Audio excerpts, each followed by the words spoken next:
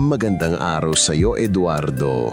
Tawagin mo na lang ako sa aking palayaw na Nonoy. 23 years old at tubong Bacolod. Nang mapanood ko ang iyong channel ay kaagad na pumasok sa isipan ko na ibahagi ang kwento ng aking buhay pag-ibig dahil swak na swak talaga siya para mapabilang sa mga contents mo, Eduardo. Mapahanggan na yun kasi ay hindi pa rin ako makawala-wala sa pagkakatali ko sa dati kong kasintahan na si Miza. Kahit na alam kong kailangan ko na talagang mag-let go, pero ang hirap talaga gawin, Eduardo. Hindi dahil sa sobrang pagmamahal, kundi dahil sa nanghihinayang ako na hindi na matikman ang... Alam mo na.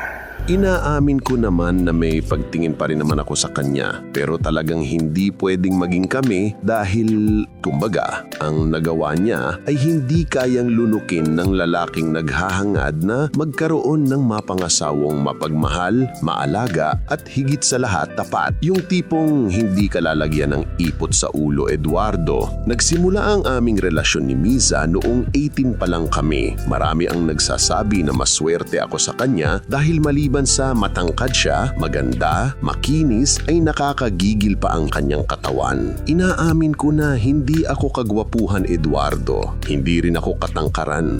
Maliit lang ako na tipo ng lalaki pero nakakagigil din naman ang katawan ko. Sa sobrang pagmamahal ko sa kanya noon, ay hindi ko na inisip na malaki rin pala ang perang lumalabas sa akin noon kahit nakapawa pa lang kaming estudyante. Dahil sa may kahirapan din ang kanilang pamumuhay, kaya palagi siyang kapos sa kanyang mga pangangailangan, kaya nandyan ako palagi para umalalay sa kanya. Nasa abroad kasi nagtatrabaho ang aking ina at mag-isa lang naman akong anak, kaya kahit hindi kami mayaman pero masasabi kong maswerte naman ako. Maganda ang suportang pinansyal na nakukuha ko mula sa aking mga magulang. Ilang beses akong nakarinig ng mga pangungutya mula sa iba na siguro naiinggit sa akin dahil napasagot ko si Miza kahit hindi ako gwapo, kaya kung ano man ang pagkukulang ko sa pisikal ay siya naming binabawi ko na lang sa pormahan, Eduardo. Maliban sa malulupit na pormahan ay nagpabili pa ako ng motor sa aking inay para dagdag puwersa, diba? Palagi akong nasa bahay nila Miza noong, Eduardo, kaya kasundo ko na lahat ng mga kapatid niya, lalo na ang nanay niya, kaya kampante ako na good shot ako sa kanila. Syempre dahil palagi kaming magkasama ni Miza ay dumating talaga ang pagkakataon na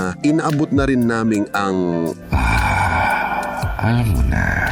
beng-bengan, syempre, Eduardo. Unang nangyari yon, 1 taon matapos maging kami. Matapos kaming umikot-ikot sakay ng aking motor ay umuwi kami ng bahay para doon magmerienda. Pagdating namin doon, natsyempo naman na lumuwas ng syudad ng aking ama kaya kami lang dalawa ang nandun sa bahay. Matapos kaming kumain ng pizza ay naupo kami sa couch habang nanonood ng TV. Maya-maya pa ay hiniga ko si Miza sa aking hita habang hinahawi-hawi ko ang kanyang mahaba at malambot na buhok. Maya-maya pa ay hinalikan ko na siya sa labi, Eduardo, hanggang sa dahan-dahan ko nang isinuksok ang aking kamay sa loob ng kanyang damit. Walang panagsimisa sa ginagawa ko, Eduardo. Pangiti-ngiti lang siya sa akin noon. Nang hindi ko na mapigilan pa ang init na aking nararamdaman ay kaagad ko na siyang yayang pumasok ng kwarto. Dali-dali kaming nagtanggal ng aming mga damit at wala na kung ano-ano pang arte at kaagad na kami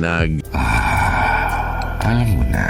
Bagamat inamin niya sa akin na may nakauna na sa kanya bago pa man ako, pero dahil sa pagmamahal ko sa kanya ay hindi ko na pinansin yun. Tinanggap ko na yun, Eduardo. Napuno ng masasayang alaala ang aming relasyon sa unang mga taon. Kung hindi kami nakaka-score sa bahay namin pag andun si tatay ay doon naman kami sa kanila kapag walang tao doon. Noong magkolehiyo kami ay isang paaralan lang din kami pumapasok. Syempre, extended ang bimbangan namin pati doon sa tinutuluyan niyang boarding house kapag wala yung dalawa niyang ka-roommates. Ang akala ko noon na ayos na talaga kami at kami na talaga ang magkatuluyan bahalang araw. Kaso, dahan-dahan na bago ang lahat ng makailang beses ko siyang nahuling may katsyat, Eduardo. Kahit inamin niyang nakipagkita siya pero dinedeny niya talaga na hindi siya nakipagbanatan sa kung sino man yung katsyat niya. Paulit-ulit ko siyang pinatawad, Eduardo, pero paulit-ulit niya pa rin ginagawa ito. Hanggang sa isang araw ay napansin ko na parang nagbabago na siya talaga. Ibang-iba na ang sitwasyong ito kumpara sa mga nagdaang nahuli ko siya. Hanggang sa muli ko na naman siyang nahuli na may karelasyon na talaga, Eduardo. Talagang nagwala ako nang makita kong itsura ng lalaki sa FB. Dahil maliban sa mas maihitsura ito kumpara sa akin ay isa pa itong piloto. Matinding selos talaga ang nararamdaman ko hanggang umabot sa punto na nag-message ako sa lalaki at hinamon ko pa talaga ng suntukan.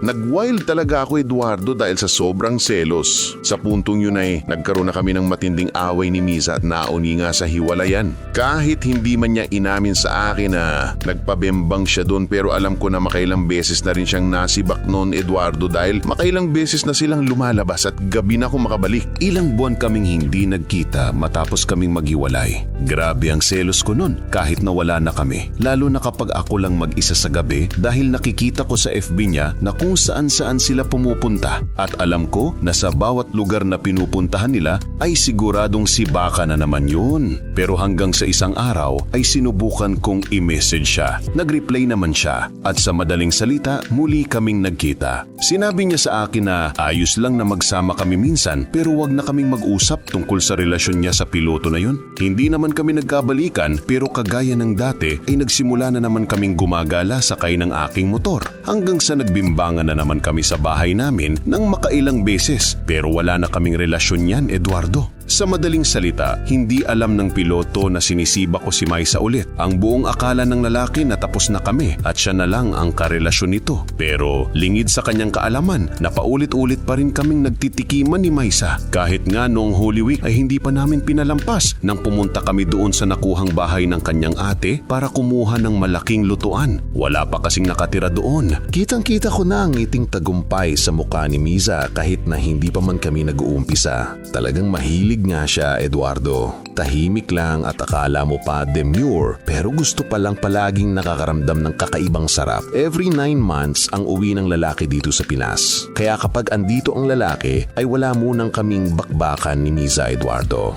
Siguradong ayaw niyang bigyan ng rason ng lalaki na baka mahuli siya nito. Sa ngayon ay wala pa rin akong bagong pag-ibig. Kay Miza pa rin umiikot ang aking mundo kahit mapaano. Pero hindi dahil sa mahal ko pa siya katulad noon, kundi dahil sa nanghihinayang lang talaga ako na kapag tuluyan na akong aalis o aawayin ko siya, ay tuluyan ng hindi ko siya muli pang mapibembang pa. Naiisip ko rin na baka alam na rin kaya ng lalaki ito at hinahayaan niya lang dahil wala naman siyang planong seryosohin si Miza. Bahala na kung ano man ang mangyari. Basta sa ngayon ay gusto ko pang manatiling nakakabembang kay Miza. Maraming salamat sa pag-share ng aking kwento, Eduardo. Hanggang sa muli, Nonoy na pala ito.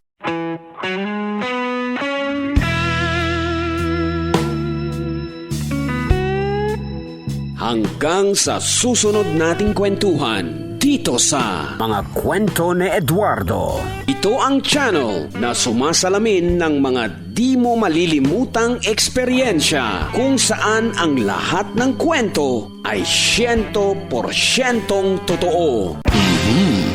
Eduardo.